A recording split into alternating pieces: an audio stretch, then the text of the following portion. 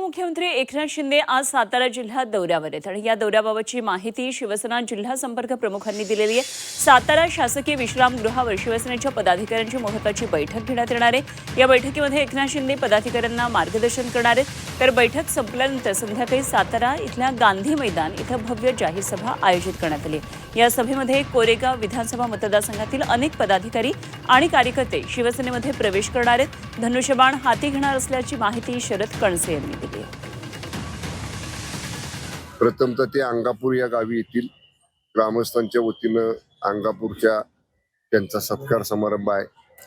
आमचे जिल्ह्याचे संपर्क प्रमुख माननीय कणसे साहेबांच्या निवासस्थानी अंगापूरला ते सदिच्छा भेट देतील। देवदर्शन तिथलं केल्यानंतर ते साताऱ्याला येतील। साताऱ्यामध्ये पश्चिम महाराष्ट्राच्या संपर्क प्रमुखांची संपर्क नेत्यांची बैठक साताऱ्यामध्ये आहे।